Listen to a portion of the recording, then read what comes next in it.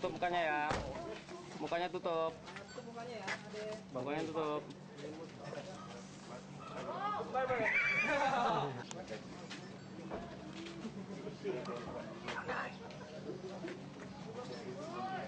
Yang rapi ya. Mas Teo.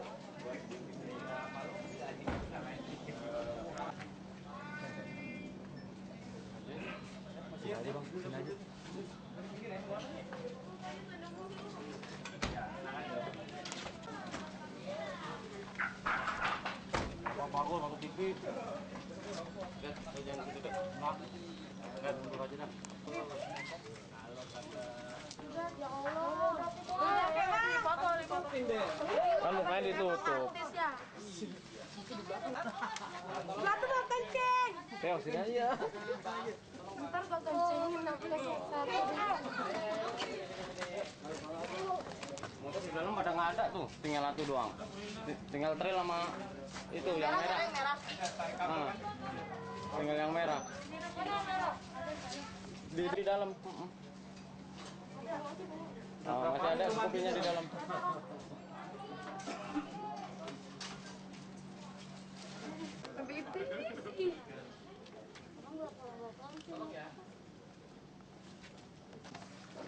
Romla yang mana Romla? Ya, selamat sore pemirsa, apa kabar Anda? Senang sekali saya Lulu Lukmiati kembali menjumpai Anda dalam Beranda di hari ini Rabu 4 September 2013. Dan tadi membuka perjumpaan kita dalam Beranda itu adalah penggerebekan yang dilakukan di Taman Sari. Dan ada sekitar 26 atau 28 ABG yang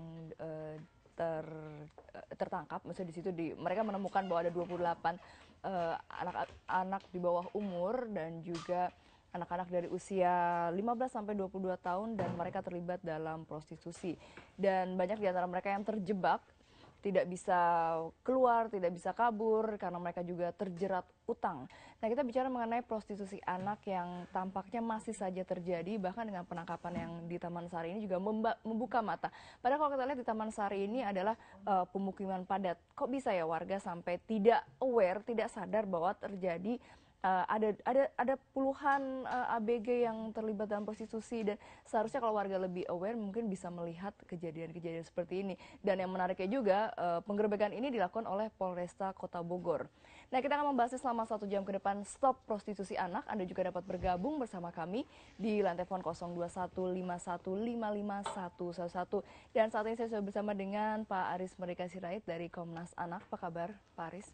Baik, selamat sore. Selamat sore, terima kasih telah datang di JAK TV. Kita sangat prihatin ini kembali lagi terjadi, dan kabar juga Pak Aris juga ikut ketika penggerebekan ini terjadi ya, atau sempat dihubungi? Iya, saya tidak ikut dalam penggerebekan itu, tetapi kita dikontak oleh Pak AKP Sondro, ya, Kanit Reserse di Kanit Reskrim di Polresta Bogor, untuk bagaimana menyelamatkan anak-anak korban yang prostitusi yang di Taman Sari itu.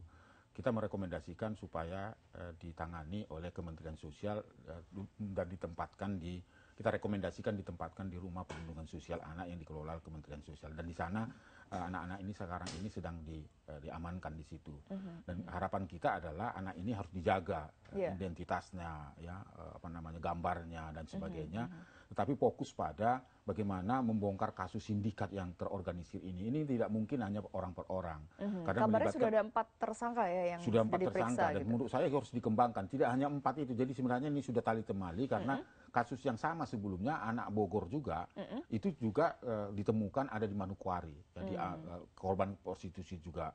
Jadi artinya bahwa Bogor ini perlu diantisipasi, karena anak-anak remaja Bogor dari keluarga miskin ini sangat gampang ditipu, diberikan janji-janji dan seterusnya. Ya, dan kalau kita lihat tadi digambar kan anak-anaknya ini masih sangat kecil-kecil begitu ya, karena memang usianya tadi ada range 15 sampai 22 tahun. 14, 15, 16, 14, 15 juga ada begitu ya. Masih Berarti yang di bawah umur tuh sekitar ada berapa orang? Ada sekitar 9 sampai 11 orang itu, ya, yang kategori di bawah 18 tahun gitu. Artinya masih dalam kote anak-anak.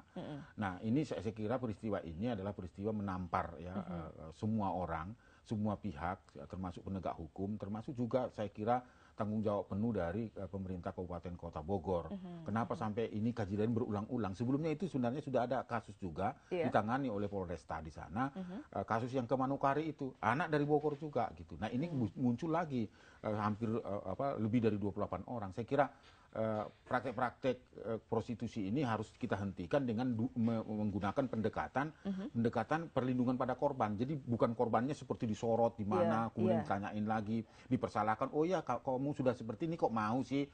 Dandananmu juga seperti itu sih mau sih. Jadi dipersalahkan. Rata-rata mereka juga sudah cukup lama ya berada di rumah itu ya. Sampai mereka diberikan sanksi-sanksi kalau tidak melayani. Tidak bersedia melayani konsumennya, itu bisa didenda 1 juta. Jadi kalau satu hari ada konsumen yang mau minta 3 orang misalnya bisa 3 juta. Iya, kabarnya bahkan ada salah satu yang sampai utang sampai puluhan juta ya, 40. Itu karena itu tadi, karena tidak mau melayani dendanya 1 juta, gitu kan. Lalu kemudian kalau ada 3 yang dia menolak berarti 3 juta. Dan dikalikan lagi misalnya. Nah itu memang taktiknya supaya dia tidak bisa keluar dari tempat itu. Iya, dan Pak Aris juga sempat melihat lokasinya? Saya sempat melihat lokasinya yang sangat-sangat buruk sekali dan itu di daerah padat penduduk yang seharusnya sebenarnya masyarakat bisa melihat itu karena begitu banyaknya orang di situ. Atau begitu tertutup juga rumah itu. Kita akan ceritakan dengan detailnya, tapi kita harus break dulu ya. Kami akan kembali saat lagi, tetaplah di Beranda, dan juga dapat bergabung di 02151551 satu saat lagi.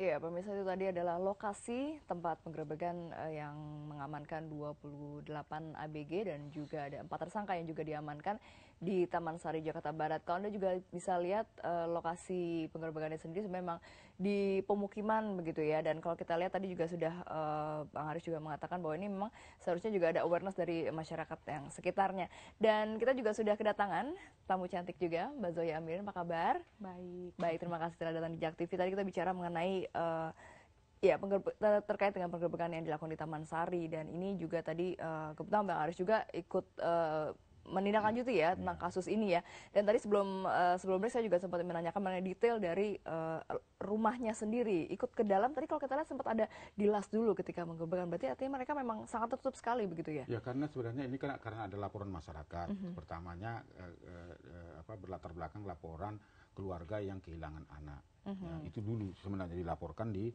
Polresta Bogor. Nah, berkembang ada informasi yang sampai ke Jakarta, lalu dilakukan investigasi, ditemukanlah lokasi itu karena komunikasi dan sebagainya. Temukan lokasi itu tentu kan tidak serta-merta langsung masuk. Jadi bagaimana mencari alat bukti bahwa memang benar adalah penyekapan dan sebagainya. Ternyata itu penyekapan. Nah, ketika itu diinformasikan, mulai diintai dan sebagainya, sehingga Polresta Bogor itu bekerja sama dengan Polsek Taman Sari itu melakukan tindakan itu karena digembok karena memang itu daerah padat penduduk sangat rapat kecil rumahnya tapi sebenarnya rame itu ya, orang-orang lalu lalang dan sebagainya seolah-olah anak kos dan sebagainya begitu. Oke, Jadi mungkin juga kondisinya berkedok sangat buruk rumah kos kondisinya bisa ya juga kondisinya ya. sangat buruk dan tidak layak lah untuk karena Nggak selain bergaul sempit. juga kali ya Pak ya? Ya sama karena malam sebelah-sebelahnya. hari kan sudah ditransfer istilahnya ya, ada pelanggan. Jadi tidak terjadi di situ karena penyekapannya ada di situ. Jadi kalau misalnya ada pelanggan baru diantar dengan bodyguard dipasang CCTV ya lengkap. Iya, baik Mbak Zoya, ini kita melihat prostitusi anak ini kembali terjadi. Memang usianya range-nya dari sekitar 14 sampai 22 tahun gitu ya. Ini kan artinya masih ada anak-anak yang di bawah umur kalau kita menganut pada undang-undang bahwa di bawah 18 tahun. Ini kita melihatnya bagaimana nih? Masih terjadi hal-hal yang semacam ini? Kalau ini sih sudah jelas ada bentuk kejahatan karena ada penyekapan, ada pemaksaan. Yang memprihatinkan adalah orang-orang yang membuat bisnis seperti ini sebenarnya. Karena ya terus terang di antara yang sepanjang pekerjaan saya gitu selama ini bahwa bisnis ini memang paling menguntungkan dan paling mudah sih cari uang. Jadi baik uangnya terutama kalau memang dibagikan juga kepada si prostitutnya sendiri atau buat apa sih germonya dan sebagainya. Biasanya dengan keinginan sendiri maupun tidak dengan keinginan sendiri keuntungannya tuh paling besar dan paling mudah. Gitu jadi pembagiannya dan sebagainya sehingga berapa range-nya kira-kira kalau untuk keuntungan itu? Kalau umur ini di daerah ya selain di Jakarta itu range-nya untuk di tempat lokalisasi yang resmi aja itu mereka bisa dapat bersih satu malamnya itu 5 juta kalau lagi agak sepi. Jadi kalau mungkin seperti ini relatif tidak resmi tanda kutip ya artinya mungkin dia harus juga bayar cuma banyak orang. Artinya mungkin tidak dibagikan kepada si prostitusinya ini kecuali untuk uang makan dan sebagainya karena ada pemaksaan dan sebagainya tadi. Karena untuk prostitusi yang resmi bahkan ada beberapa orang tua yang justru mengantarkan anaknya dan memberikan surat semacam surat kepada si germonya bahwa ini saya orang tua bertanda tangan memberikan anak saya untuk prostitusi dan sebagainya. Karena usia prostitusi yang cukup laku itu memang range umur kurang lebih 17, 18, 19 tahun. Kalau di atas itu sudah relatif harganya murah kecuali dia ngetop sekali. Gitu. Nah, kalau misalnya jadi kelas-kelasnya ya. Ya di daerah Pulau Jawa dan sekitarnya untuk mereka yang usia 15-an tahunan, 15-16 tahun cenderung banyak yang mencari meskipun sekarang sudah tidak terlalu tren mencari perawannya. Ada tetap yang mencari tetapi lebih banyak yang kalau anak kecil itu entah kenapa ya ada ya seleranya untuk kelas-kelas menengah ke bawah gitu 15-16 tahun itu relatif cukup banyak permintaan dari pasaran. Nah, sebagai seorang psikolog seksual juga mungkin banyak juga klien-kliennya, ada beberapa klien mungkin juga. Apa sih kira-kira yang membuat para pelanggannya mereka ini menggunakan atau masih mencari prostitut yang karena tadi ABG tadi? Kalau kebanyakan demand itu timbul dari pembicaraan-pembicaraan yang sebenarnya dari satu orang ke orang yang lainnya gitu. Jadi bukan kalau misalnya orang yang biasanya benar-benar mencari seksnya, pertemanannya atau perbincangannya, sekarang justru lebih tren prostitusi yang agak high class di mana meminta seperti ayam kampus contohnya karena bisa diajak ngobrol, bisa lebih berdiskusi juga wawasan ya. luas gitu ya, bisa dibawa kemana-mana dan sebagainya. Tetapi kalau misalnya berbicara mengenai 15-16 tahun itu ada beberapa yang merasa kalau dengan anak-anak kecil ini pengalamannya tidak terlalu banyak. Jadi rasa powernya itu masih lebih tinggi pada laki-laki yang menggunakan mereka-mereka yang masih remaja. Jadi kalau misalnya sudah membayar, lawan mainnya lebih jago dan sebagainya, belum tentu si laki-lakinya juga senang. Nah, cenderungan laki-laki yang kebutuhan powernya cukup tinggi, lebih menyenangi mereka-mereka yang 14-15 tahun. Yang masih karena polos, nurut, masih lugu. gitu. Polos ataupun dipolos-polosin apapun itu gitu bentuknya, tapi power mereka jauh lebih tinggi gitu untuk merasa ini ada anak-anak kecil masih muda menginginkan dia gitu. Baik, kita akan lanjutkan lebih dalam lagi diskusi ini. Anda juga dapat bergabung di 021 5155111. Kami kembali sesaat lagi. Ya, Anda masih bersama kami di Beranda. Kita masih membahas mengenai stop prostitusi anak. Anda juga nanti dapat bergabung di 02151555111. Ini berangkat dari kasus yang di Taman Sari ini. Mereka awalnya ditipu juga ya. Ini sepertinya menjadi hal yang umum gitu ketika awalnya mereka dijebak. Itu adalah karena mereka ditipu, mau dijanjikan kerja di sana dan di sini. Dan seperti hal yang sama juga terjadi di Taman Sari. Dan ini tidak hanya dari Bogor, tapi mereka juga dari Kalimantan, terus Palembang juga ada ya. Ya, dari berbagai peristiwa itu atau dari berbagai kasus itu biasanya seperti itu modusnya. Sekarang ini ada modus yang selain memberikan pendekatan langsung ke orang tua, menjanjikan sesuatu misalnya pekerjaan yang lebih baik dan sebagainya. Ada juga yang sifatnya penculikan, ada juga dilakukan ya di sekolah dan sebagainya. Ada juga yang dengan pendekatan asmara online gitu kan, mau dari datang media sosial, media sosial, anaknya mau datang. Nah, nampaknya yang di Bogor ini seperti yang saya katakan tadi segmen pertama, bahwa ada juga yang ditemukan sebelum kasus di Taman Sari itu yang anak berada di Manokwari, kan itu jauh sekali. Itu artinya apa? Saya mau mengatakan bahwa apa yang terjadi di Taman Sari itu adalah itu diorganisir oleh sindikat yang sengaja melakukan tipu muslihat. Jadi unsur-unsurnya terpenuhi, bahwa ini unsur trafficking. Jadi bukan hanya sekedar tindak pidana biasa saja ya, artinya membawa gadis orang lain dan sebagainya. Itu hati-hati. Karena kalau kita sudah punya undang-undang perdagangan orang untuk seksual komersial dan sebagainya, ada undang-undang perlindungan anak. Jadi harus pendekatannya adalah pendekatan tidak pidana eksploitasi ekonomi tadi kan, menghasilkan uang banyak. Lalu kemudian juga muncul perbudakan di situ. Kalau nggak mau melayani didenda, itu kan perbudakan. Lalu kemudian ada unsur tidak pidananya eksploitasi seksual komersial. Karena Undang-Undang Perlindungan Anak menyebutkan bahwa setiap orang dilarang untuk melakukan hubungan seksual pada anak, titik di situ. Itu artinya kalau ini ada sindikat yang mengorganisir itu, maka dia bisa dikenakan pasal berlapis. Itu makanya selalu ketika saya menangani perkara ini, selalu menyelamatkan korban dulu. Korban ini harus identitasnya terjaga, bukan lagi jadi sumber berita, tapi sebenarnya ini adalah caranya untuk menggali informasi dalam situasi aman, supaya sindikat-sindikat ini yang bisa terorganisir, itu yang diekspos. Lalu pelanggan-pelanggannya, karena pasti ada nomor HP-nya. Itu yang harus dikerjakan polisi. Maka ketika kita berkoordinasi dengan Polresta Bogor, Pak Condro, saya salut dengan Polres Kota Bogor yang aware terhadap itu dengan pendekatan-pendekatan bahwa anak itu harus korbannya harus diutamakan untuk diberikan perlindungan. Jadi ini modus ini yang harus betul-betul diperhatikan oleh pemerintah kabupaten kota. Karena apa? Ada juga karena ini dieksploitasi karena anak-anak ini ingin membiayai gaya hidup ya.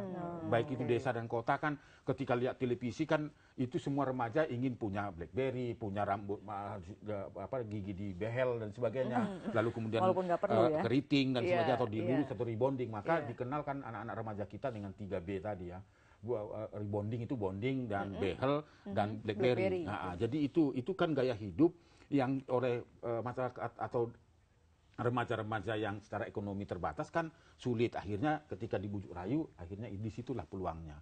Ada juga yang memberikan uang tadi Mbak Soya katakan. Ada yang memberikan uang itu kepada orang tuanya dulu dengan janji-janji dengan broker yang dikenal mereka.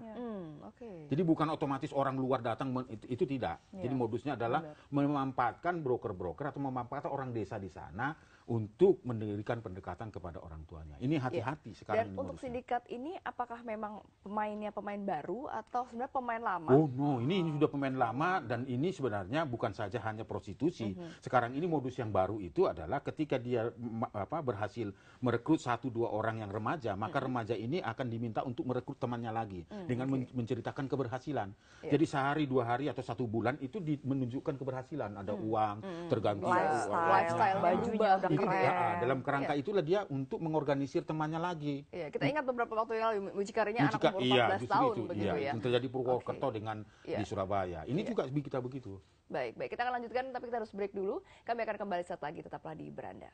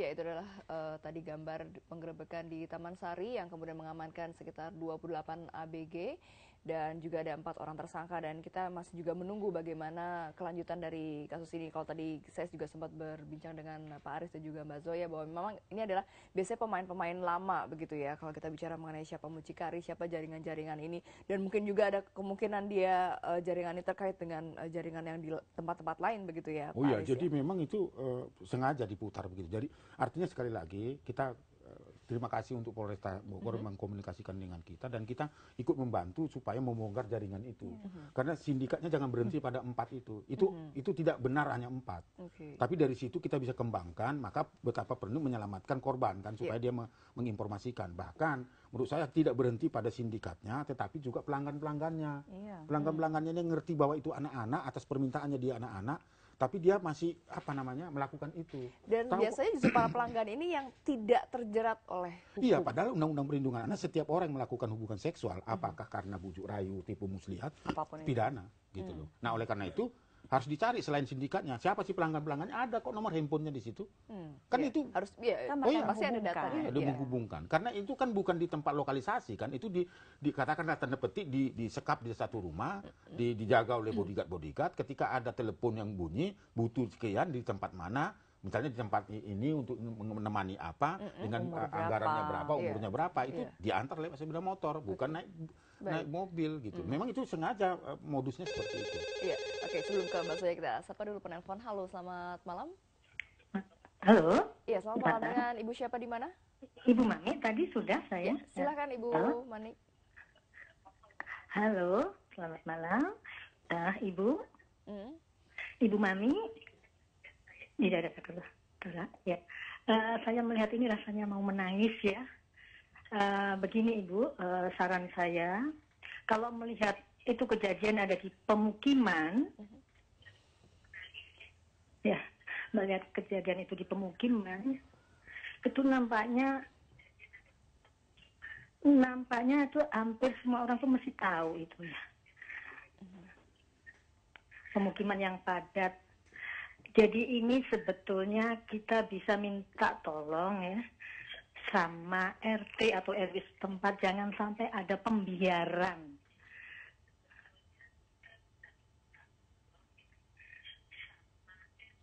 Iya, baik, itu saja Bu Mami. Pembiaran, Baik. ya. Jadi tidak ada hukum pembiaran kan, jadi bisa kena sanksi juga mereka kan ya. Ya, baik. Terima kasih Bu Mami atas partisipasinya.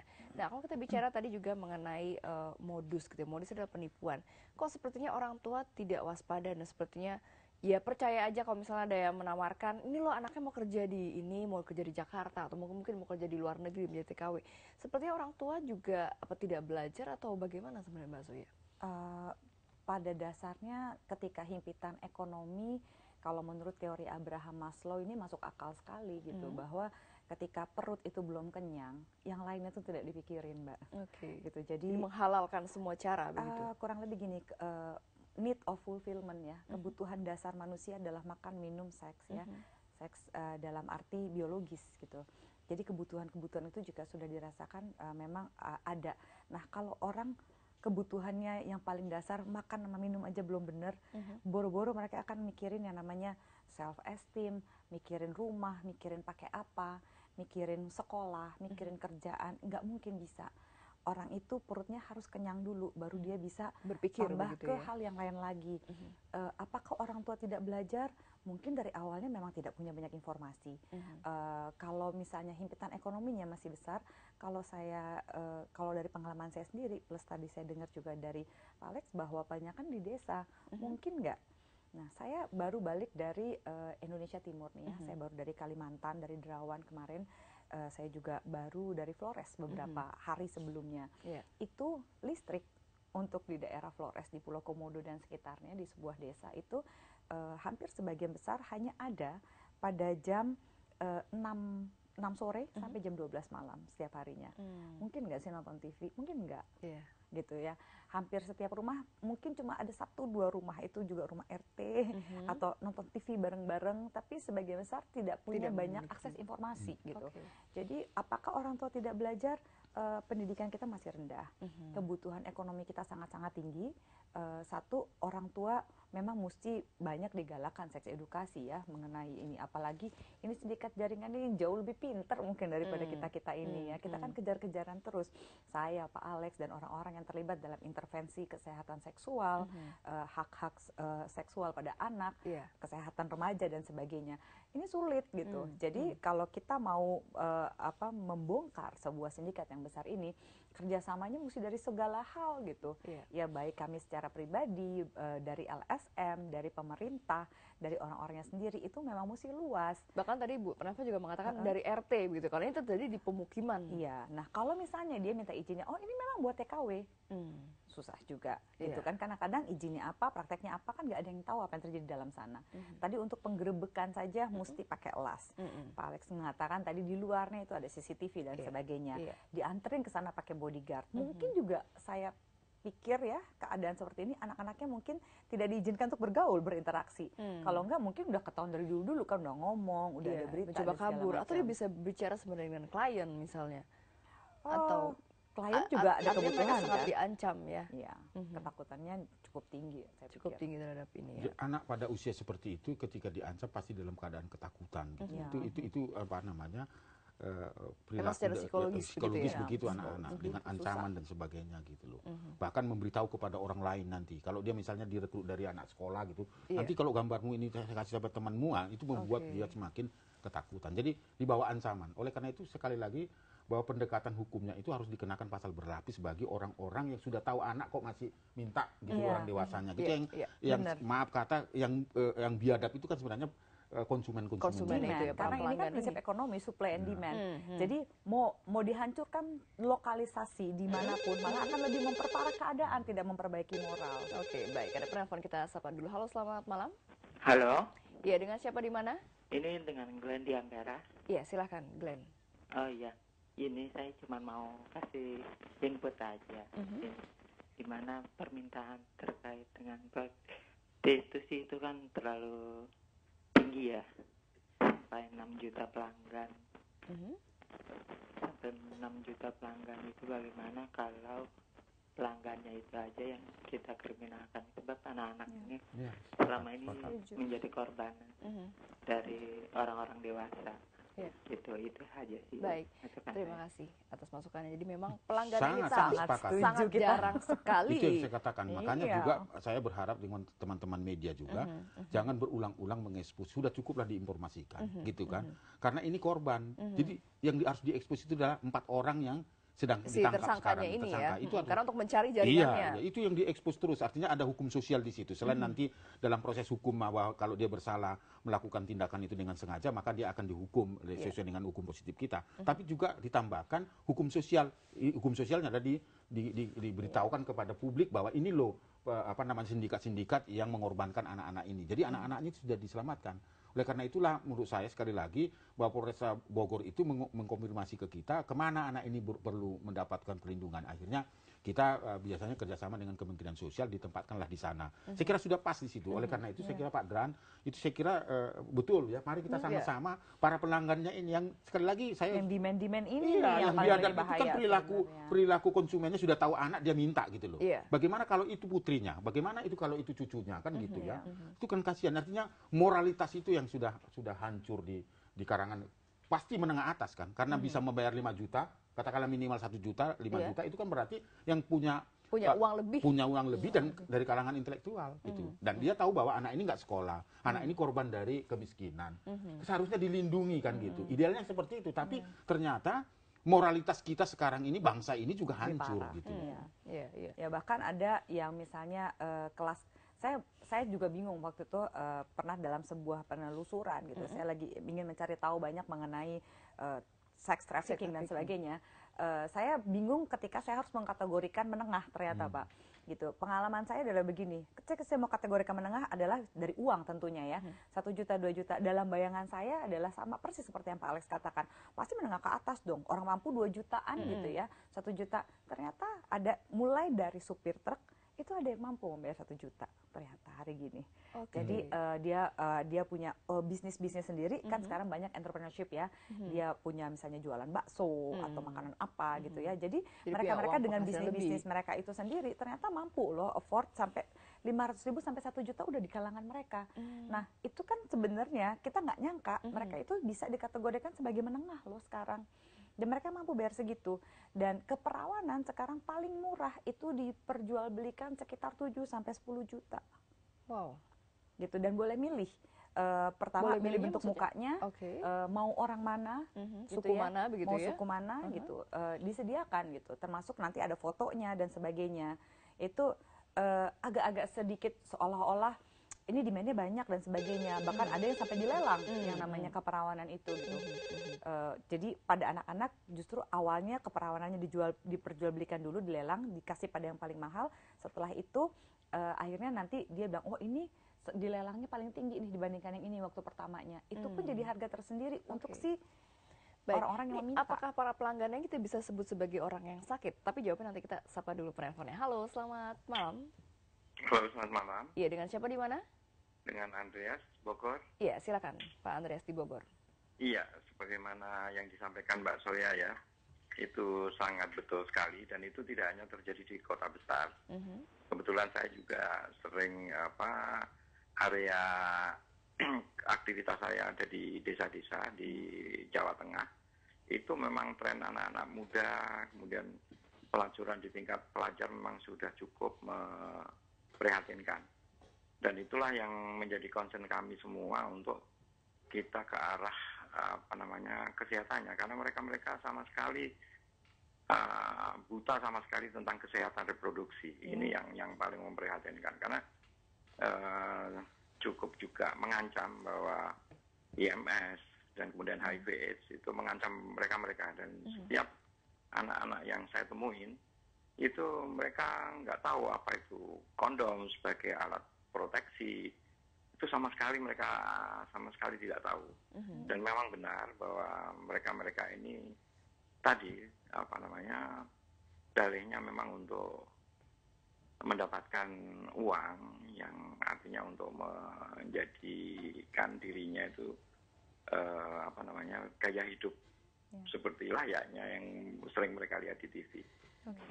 Saya juga bersama teman-teman itu pernah juga melakukan investigasi di sekolah-sekolah, dan memang itu di anak kelas 2 SMP, kelas 3 SMP, SMA itu sudah pada berani memang menjual diri begitu, dan pastinya tidak pernah tahu bagaimana menjaga alat reproduksi mereka supaya sehat.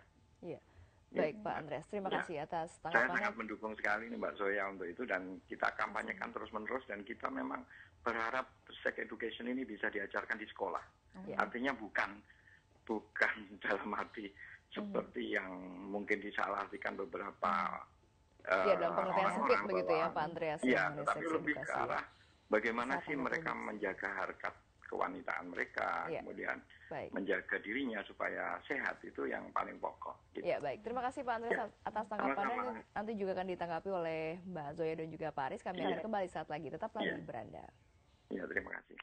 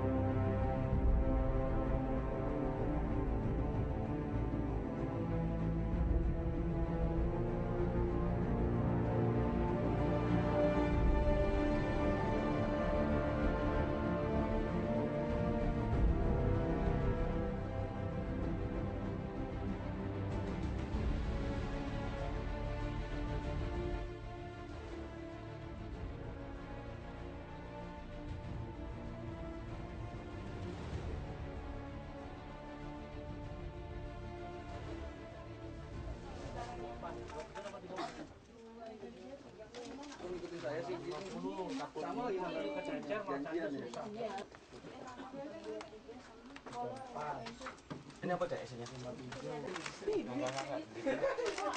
duit. Oh, ada duit. Banyak yang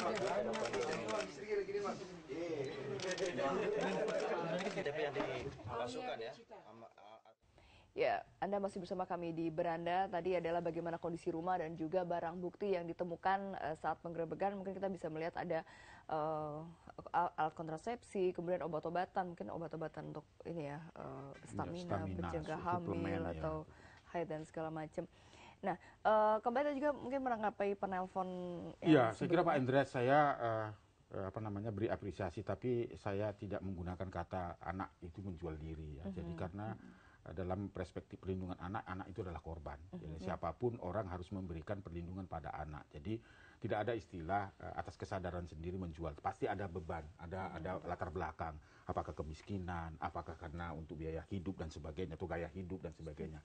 Jadi sekali lagi saya mau meluruskan tidak ada istilah menjual diri ya. Tetapi harus kita tempatkan bahwa anak itu adalah korban dari orang-orang dewasa yang sengaja mencari keuntungan dari praktek-praktek yang biadab ini. Ya saya sudah 3 kali mengatakan biadab. Mohon maaf karena ini sebuah luapan emosi kita, karena ini tidak selesai masalahnya, terus-menerus seperti ini. Oleh karena itu dengan momentum sekarang ini saya berharap bahwa pemerintah Kota Bogor dan kabupaten itu memberikan suatu informasi yang luas kepada masyarakat di desa, bukan di kota, bukan di kelurahan atau tetapi di desa-desa yang memang betul-betul harus diakui itu ada kantong tadi ya, seperti Mbak Zoya bilang, cukup listrik gitu. juga tidak ada. Iya, diberikan cukup gitu. Apa gunanya Kementerian Informasi dan Komunikasi itu saya kira bisa masuk informasi masuk ke desa kerjasama dengan seperti itu, sehingga apa kata Ibu Mami tadi, kok bisa-bisanya tetangga itu tidak tahu padahal itu adalah daerah padat penduduk. Apakah itu kos atau kan tampilan orang kan berbeda-beda, ya kan? Apa mungkin orang kos yang bekerja dengan kondisi artinya berarti kan digembok ya, itu digembok, ada CCTV. Iya, saya kira itu kita harus bangun kembali gitu. Jadi sekali lagi orang tua juga sulit kita mau mengatakan dipersalahkan, karena memang dia adalah korban dari orang-orang yang seharusnya melindungi gitu loh. Ini kan tahu kok miskin. Lalu kemudian kenapa harus dijanjikan yang nggak benar? Pekerjaan yang menjanjikan. Iya, saya kira ini hancur kan masa depan bangsa ini.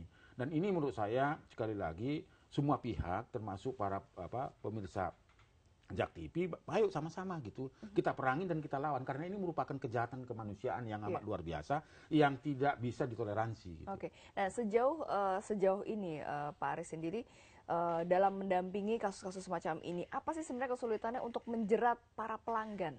Padahal kalau kita lihat pasti ada data-data yang dimiliki. Sebenarnya nggak sulit ya, ketidakmauan saja. Terus terang saya sekali lagi saya menaruh perhatian memberi hormat pada kembali polisi. UUD ya, ujung-ujungnya nah ini kan persoalan kemauan aja. Kenapa harus kemauan dari sulit? pihak siapa nih? Ya penegak hukum tentunya ya, dan masyarakat juga memberikan informasi, bukti-bukti petunjuk kan sudah jelas gitu. Oleh karena itu bagaimana saatnya adalah membongkar ini, pelanggannya itu yang terpenting, supaya dikenakan sanksi sosial. Kan memang karena undang-undang menyebutkan setiap orang yang melakukan hubungan seksual terhadap anak di bawah 18 tahun tidak dikenal suka sama suka, apalagi kalau itu dilakukan bujuk rayu, tipu muslihat, janji palsu, ya terjadi transaksi, itu adalah tindak pidana eksploitasi seksual komersial. Pelanggannya itu bisa dikenakan pidana 15 tahun. Nah itu saya kira, jadi artinya pendekatan hukum itu bisa digunakan oleh polisi. Persoalannya, maukah polisi membongkar terus sampai di situ? Karena kita kalau ketemu nanti pelanggannya itu bisa anggota DPR lah, bisa lagi pejabat-pejabat itu beberapa kali.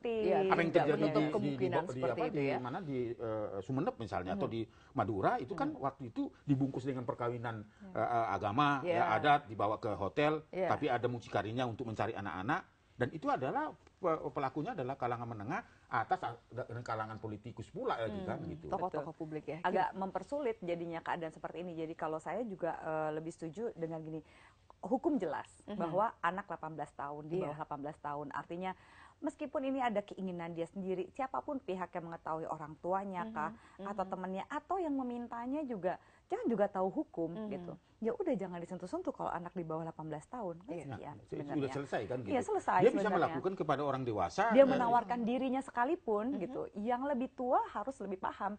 Kita tahu baru-baru ini ada kasus di mana ada guru di sekolah yang dikatakan mungkin meniduri siswinya sendiri gitu ya. Terlepas dari itu betul atau salah gitu. Saya ada kesempatan untuk berkunjung di salah satu sekolah ini gitu. Yang saya katakan pada guru-guru begini, pokoknya pada dasarnya baik dari guru perempuan kepada siswa laki-laki, kepada guru laki-laki dengan siswinya gitu. Ya jangan melakukan hal-hal yang berduaan aja, simple kan gitu. Karena gini, ya nanti kalau dia cuma mau jalan aja ke sini, ya memang dia nggak bisa jalan sendiri. Ya udahlah, jangan berdua-duaan, jangan melakukan apapun kegiatan yang kira-kira kalau memang tidak ada apa-apa, kalau ada di dalam ruangan, ya bukalah kaca. Jadi semua orang bisa tahu apapun yang dilakukan. Nggak usah ke tempat gelap, nggak usah mancing-mancing gitu lah nggak usah istilahnya mancing-mancing gitu. Kan cuma ke depan aja, mau misalnya mau jajan bakso, mau beli es teler gitu. Iya, kalaupun satu orang siswa atau siswi ditraktir, yang lainnya juga pernah ditraktir atau enggak gitu. Dan buat apa sih kalau di luar sekolah, kan gitu aja. Kita yang juga mesti menjaga. Ketika ini dikatakan siapa yang salah, kalau buat saya tetap yang salah gurunya. Dalam Tetap arti orang ini dewasa harus ada artinya boundariesnya, ya. harus ada batasan orang dewasa. They should know better bahwa nggak baik memberikan harapan apapun, tidak baik juga untuk memberikan perhatian yang kita juga nggak bisa memberikan perhatian selanjutnya seumur hidupnya dia kan gitu. Saya aja sebagai psikolog tidak pernah akan memberikan atensi atau apapun bentuk yang kira-kira saya tidak bisa mempertahankan memberikan pada si individu ini seumur hidupnya dia. Nggak boleh tergantung sama saya. Jadi memang si orang dewasa nih harus yang bertanggung lebih jawab. bertanggung jawab. Baik, terima kasih Mbak Zoya, Pak Aris juga terima kasih. Sayang sekali waktunya terbatas. Sebenarnya masih ingin banyak menggali nih mengenai, memang tidak akan pernah berhenti ya kita bicara mengenai sex trafficking. Anda juga terima kasih atas kebersamaan dan juga partisipasinya. Semoga Anda juga mendapatkan manfaat dari acara ini dan bisa juga lebih aware kepada keadaan di sekitar dan lingkungan Anda. Saya Lulu Lukmiati pamit mundur dulu dan jangan kemana-mana karena akan hadir ada Pak Brita yang menemani hingga pukul 11 malam nanti dan saya juga akan kembali di pukul 8 malam nanti. Tetaplah bersama kami di JAK TV. Terima kasih, selamat malam.